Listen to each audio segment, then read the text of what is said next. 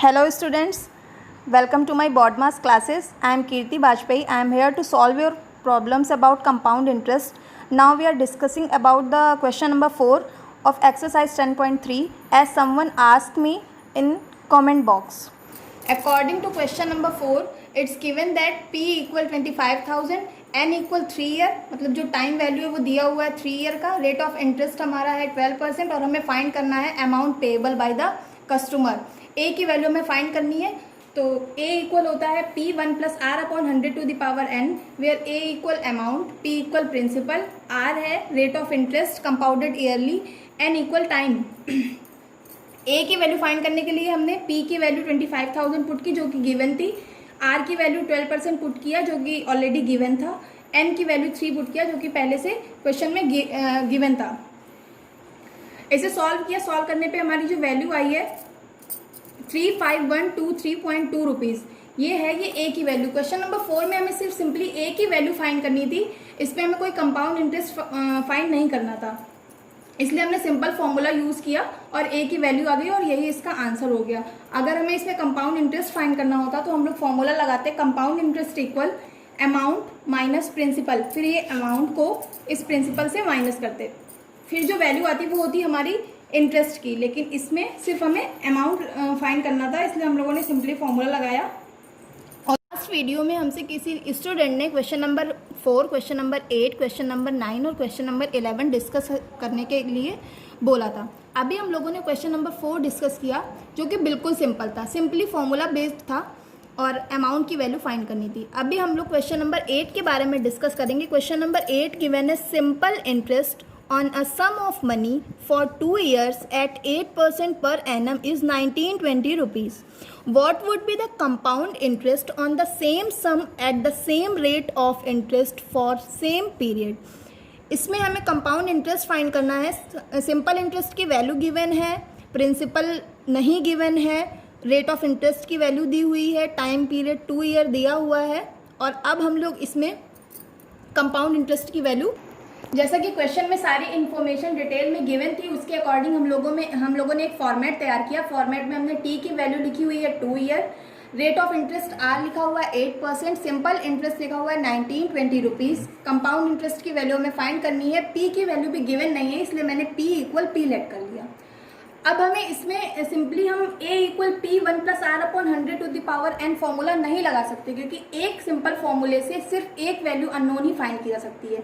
ना तो यहाँ हमें ए पता है ना ही हमें पी पता है. अभी हमें गिवन क्या है? हमें गिवन है सिंपल इंटरेस्ट, इसलिए हम लोग सिंपल इंटरेस्ट का फॉर्मूला लगाएंगे. क्यों? क्योंकि सिंपल इंटरेस्ट की वैल्यू गिवन है, सिंपल इंटरेस्ट का ही फॉर्मूला लगाएंगे. सिंपल इंटरेस्ट का फॉर्मूला होता है simple interest P R T upon 100, ये होता है हमारा सिंपल इंटरेस्ट का फॉर्मूला. सिंपल इंटरेस्ट के फॉर्मूले में हम सारी वैल्यूज पुट करेंगे और हम देखेंगे कि हमारे पास सिर्फ एक वैल्यू नहीं है, अननोन है, वो वैल्यू है पी. इस फॉर्मूले की हेल्प से हम पी की वैल्यू फाइंड आउट कर लेंगे. एस की सिंपल इंटरेस्ट की वैल्यू 1920 गिवन थी, हमने यहाँ पर पुट कर दिया. पी की वैल्यू पी थी, हमने पी लेट किया. आर की वैल्यू 8% दिया हुआ था, पुट किया.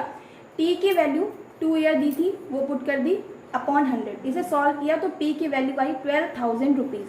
अब हमारे पास P पता चल गया, T पता है हमें, R की वैल्यू हमें गिवन है. अब हम यहाँ पर simple formula A equal P 1 plus R upon 100 to the power n वाला फॉर्मूला अप्लाई करेंगे, जिसके बारे में मैंने पहले बताया हुआ था.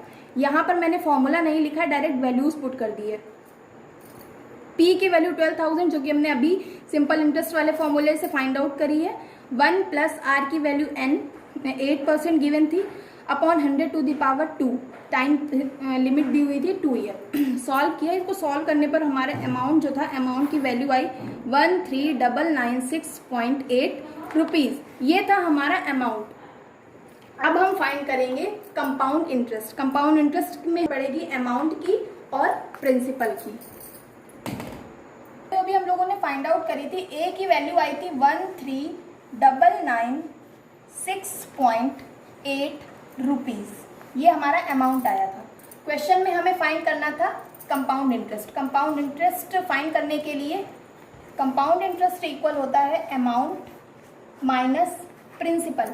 अमाउंट की वैल्यू अभी हम लोगों ने फाइंड करी 13,996.8 माइनस प्रिंसिपल की वैल्यू हमारे सिंपल इंटरेस्ट के फॉर्मूले से प्रिंसिपल की वैल्यू आई थी 12,000, वो वैल्यू हमने यहाँ पर पुट कर दी। जब हमने इसको माइनस किया तो अमाउंट और प्रिंसिपल के बीच का डिफरेंस आएगा 996.8 रुपी। ये आया हमारा कंपाउंड इंटरेस्ट, यही हमें फाइंड आउट करना था। ये हमारा कंपाउंड इंटरेस्ट आया है, मतलब अमाउंट और प्रिंसिपल के बीच में ये डिफरेंस आएगा। जब हम प्रिंसिपल लगाएंगे तो प्रिंसिपल हमारा होगा 12,000, after 2 year rate of interest 8% per annum पे हमें जो इंटरेस्ट मिलेगा वो मिलेगा 1996.8 रुपीज़। आफ्टर क्वेश्चन नंबर 8 अब हम लोग आएंगे क्वेश्चन नंबर 9 के सॉल्यूशन के बारे में। क्वेश्चन नंबर 9 था the difference between the compound interest and simple interest on a certain sum of for 2 years at 7.5% per annum is 360 rupees. Find the sum. अब हम लोग देखेंगे जैसे जैसे हम लोग क्वेश्चन आगे की तरफ बढ़ रहे हैं तो क्वेश्चन बेसिक फॉर्मूले से हट के थोड़ा अलग दिए हुए हैं। जैसा कि ऊपर वाले फॉर्मूले पे हमें ऊपर वाले क्वेश्चन में सिंपल इंटरेस्ट गिवन था, उसकी हेल्प से हमने प्रिंसिपल फाइंड आउट किया। प्रिंसिपल फाइंड आउट करने के बाद फिर उसमें A = P अमाउंट का फॉर्मूला लगाया। अब इस क्वेश्चन में क्या है, इस क्वेश्चन में हमें डिफरेंस दे दिया गया कंपाउंड इंटरेस्ट का और सिंपल इंटरेस्ट का। अब हमें इसकी हेल्प से प्रिंसिपल फाइंड आउट करना है। फाइंड द सम। सम मतलब होता है प्रिंसिपल, मतलब जो मनी हमने खुद से डिपॉजिट की हुई है जिसपे इंटरेस्ट नहीं मिल रहा है, हमारी खुद की जो मनी है वो हमें फाइंड करना होता है। सम का मतलब होता है हमें प्रिंसिपल फाइंड करना है, अमाउंट ना ही हमें अमाउंट फाइंड करना है, ना ही हमें कंपाउंड इंटरेस्ट फाइंड करना है। क्वेश्चन नंबर 9 इसमें गिवन था कंपाउंड इंटरेस्ट और सिंपल इंटरेस्ट के बीच का जो डिफरेंस था वो दिया हुआ था 360 रुपीज़।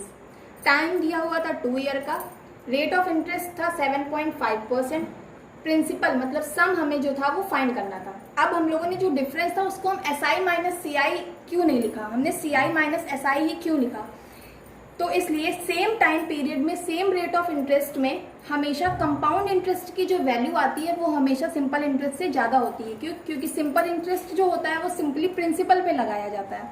जो कंपाउंड इंटरेस्ट होता है वो मैंने पहले भी बताया था, पार्ट 1 में भी मैंने बताया था कि जो कंपाउंड इंटरेस्ट होता है वो हमारा इंटरेस्ट पर भी इंटरेस्ट देता है। सिंपल इंटरेस्ट सिंपली हमारा प्रिंसिपल पर ही इंटरेस्ट मिलता है, लेकिन जो कंपाउंड इंटरेस्ट होता है वो हमारा प्रिंसिपल पे तो इंटरेस्ट देगा ही देगा, साथ में जो इंटरेस्ट मिलेगा हमें नेक्स्ट मंथ पे हमें उस इंटरेस्ट मनी पर भी इंटरेस्ट मिलता है।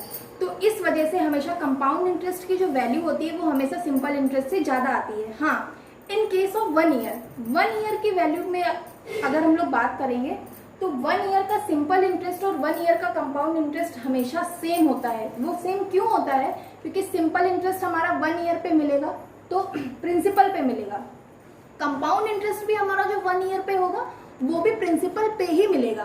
बट जो नेक्स्ट ईयर की बात करेंगे हम लोग सेकेंड ईयर में, तो सेकेंड ईयर में जो हमारा सिंपल इंटरेस्ट है वो हमारा सिंपली फिर से प्रिंसिपल पे मिल जाएगा, लेकिन जो अब कंपाउंड इंटरेस्ट सेकेंड ईयर का होता है वो प्रिंसिपल पे भी मिलेगा और जो फर्स्ट ईयर में जो हमें अमाउंट मिला था उस पर जो इंटरेस्ट लगा था उस इंटरेस्ट पर फिर से इंटरेस्ट मिलेगा। इसकी वजह से हमेशा हमारे कंपाउंड इंटरेस्ट की वैल्यू सिंपल इंटरेस्ट से ज़्यादा आती है अगर टाइम लिमिट हमारी 1 ईयर से ज़्यादा है तो। इसलिए मैंने कंपाउंड इंटरेस्ट में से सिंपल इंटरेस्ट को माइनस किया, जो कि वैल्यू दी हुई थी 360।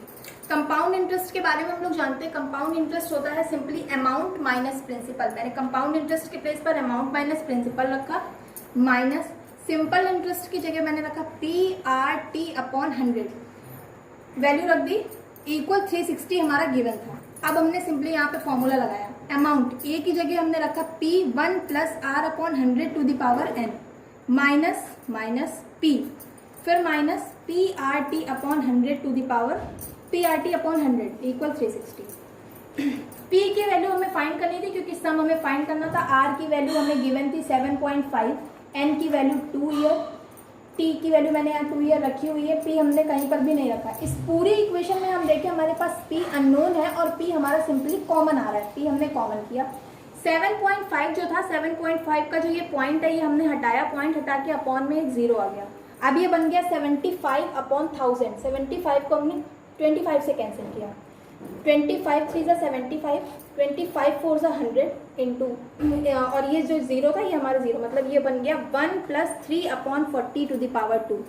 इसमें भी मैंने वही किया, पॉइंट हटाया, नीचे जीरो आया, 25 3 ज़ा 75, 25 4 ज़ा 100 और जीरो आया, 2 से 40 कैंसिल हुआ तो 20 आया। ये सब मैंने यहीं पर सिंप्लीफाई कर लिया। P अब ये हो गया 40, मैंने पहले भी बताया था ऊपर 3 है नीचे 40 है, तो हम सिंपली 40 पे 3 ऐड कर देंगे, 43, 40 + 3 = 43, 43/40 टू द पावर 2 -1, क्योंकि P हमने कॉमन करके रखा हुआ है, इसे सॉल्व किया, 3/20 = 360। P इसकी वैल्यू आ गई 360। 43/40 का होल स्क्वायर दिया हुआ था, 43 का स्क्वायर करते हैं तो आता है 1849। ये होता है 43 का स्क्वायर अपॉन 40 का स्क्वायर होता है 1600, -1 कर लिया। -1 करने के बाद फिर ये वैल्यू दी हुई थी -3/20 इक्वल में 360, जो कि बराबर साथ में नोट करते चल रहा है P। इसका हम लोगों ने एलसीएम लिया, 1849 -1600 अपॉन 1600 -3/20 = 360। जब हम लोग इसे सॉल्व करेंगे, इसका पूरा एलसीएम लेंगे तो आएगा, एलसीएम लेने पे आएगा, सिंपली एलसीएम ले लेते हैं, 1600 × 20 लिख लेते हैं, कुछ भी नहीं करना हमें। इसे माइनस किया तो आया 249, 249 × 20 किया तो आएगा 4980 माइनस 1600 में 3 का मल्टीप्लाई करेंगे 4800 = 360।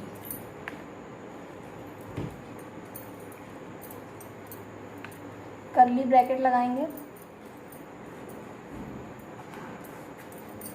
इसे माइनस करेंगे तो आएगा 180, 180/1600 × 20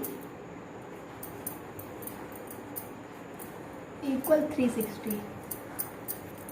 180 से 360 को कैंसिल किया, 2 आया। अब P की वैल्यू फाइंड करने के लिए P = 16 2 = 32, 32 2 = 64, 1230। ये हो गई हमारी P, मतलब ये आ गया हमारा सम। P की वैल्यू आ गई 6400। समझ में आ रहा है तो आप मुझे फिर से कमेंट करके बता सकते हैं कि हाँ मुझे ये वाला स्टेप नहीं समझ में आया, ये मेथड नहीं समझ में आया, ये मैंने शॉर्ट में किया है।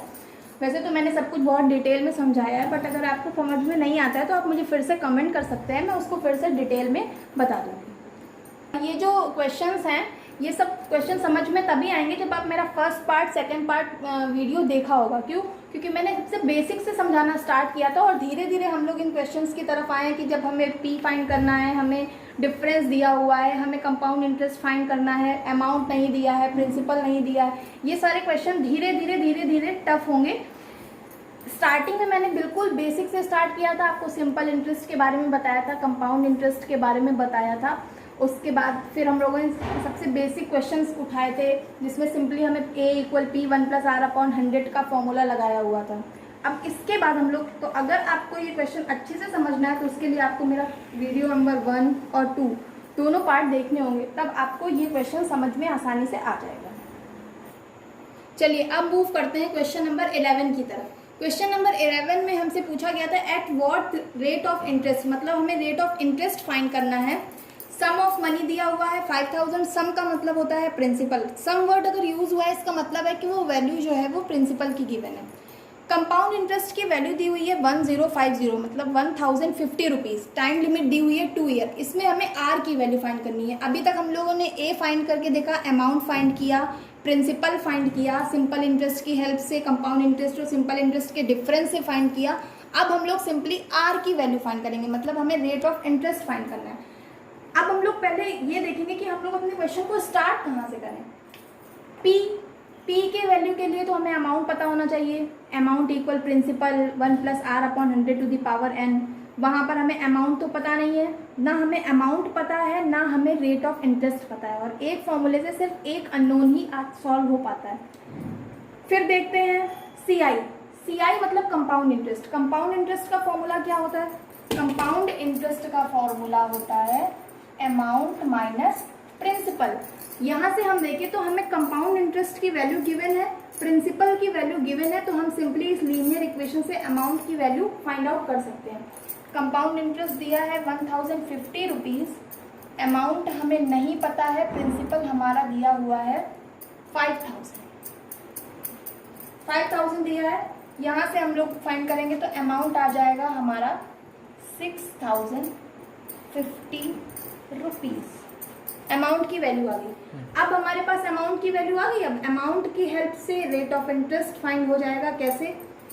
A = P 1 + r/100 to the power n। अब इस क्वेश्चन में अगर हम देखें, इस फॉर्मूले को अब हम लोग अप्लाई कर सकते हैं। क्यों अप्लाई कर सकते हैं? क्योंकि अभी हमारे पास सिर्फ एक अननोन बचा है। अमाउंट हमारे पास है, प्रिंसिपल भी हमारे पास है, रेट ऑफ इंटरेस्ट नहीं है, बट n की वैल्यू टाइम हमारे पास है। और मैंने बताया था एक फॉर्मूले से, एक लीनियर इक्वेशन से हम लोग एक अननोन को सॉल्व कर सकते हैं। वैल्यू रखी, अमाउंट की वैल्यू 6050, प्रिंसिपल की वैल्यू रखी 5000, 1 + r/100 टू द पावर 2। यहां तक करने के बाद अब हम लोग क्या करेंगे? 6050 upon 5000 sorry 1 + r/100 to the power 2। अब इसे सॉल्व करने के लिए ये 0 से ये 0 कैंसिल हुआ, 5 से 100 आया और ये आ गया 121। अब ये हो गया 121/100, 1 + r/100 टू द पावर 2। अब ये जो हमें 2 दिख रहा है, इक्वल के इधर वाली जो वैल्यू होगी ये हमेशा किसी ना किसी का स्क्वायर रूट होगी। स्क्वायर रूट क्यों होगी? क्योंकि यहाँ पर पावर 2 था, अगर यहाँ पर पावर 3 होता तो ये वैल्यू किसी का क्यूब रूट होती। ये वैल्यू अगर ये वैल्यू स्क्वायर रूट नहीं आ रही है, इसका मतलब है हमने यहाँ की कैलकुलेशन में कुछ ना कुछ मिस्टेक की हुई है। क्योंकि इस क्वेश्चन का रूल यही है कि यहाँ पर जो पावर गिवन होगी आपकी, वही पावर यहाँ पर वो रूट की वैल्यू यहाँ पर कहीं ना कहीं आई होगी। अब हम लोग कैसे देखेंगे? 100, ये बहुत इजी है। 100 क्या होता है? 10 का स्क्वायर होता है। देखिए ये स्क्वायर दिया हुआ था तो ये स्क्वायर रूट की वैल्यू 100 होता है हमारा 10 का स्क्वायर, और 121 होता है हमारा 11 का स्क्वायर। तो अगर हम यहाँ पर स्क्वायर रूट निकालेंगे, ये स्क्वायर यहाँ जाएगा तो यहाँ पर रूट लगा देगा। Square root of 121/100 equal 1 + r/100। ये होता है हमारा 11/10। इसकी वैल्यू 11/10 होती है, इक्वल 1 + r/100। इसे जब आगे सॉल्व करेंगे तो ये 1 इधर आएगा, 11/10 -1, 11 - 10/10 मतलब 1/10।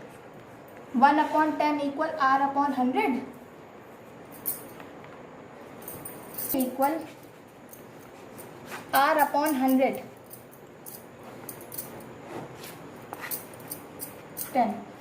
10% आ गई हमारी r की वैल्यू, जो कि बहुत सिंपल था। अब अगर आपको ये क्वेश्चन समझ में आ गया है तो बहुत अच्छी बात है। अगर आपको ये क्वेश्चन समझ में नहीं आया है तो आप मुझे कमेंट बॉक्स में बता सकते हैं कि मैम मुझे ये वाला क्वेश्चन का जो स्टेप आपको नहीं समझ में आया उसके बारे में आप मुझे कमेंट बॉक्स में बता सकते हैं कि मैम मुझे इस क्वेश्चन का ये वाला स्टेप समझ में नहीं आया है। फिर से अगर आपको इसके बारे में बेसिक नॉलेज लेनी है तो आपको पार्ट 1 और पार्ट 2 डिटेल में पूरा देखना पड़ेगा। और डिटेल में देखने के लिए और मेरे वीडियोस लगातार आप तक पहुंचने के लिए बहुत ज़रूरी है कि आप मेरे चैनल को लाइक करें और सब्सक्राइब करना ना भूलें।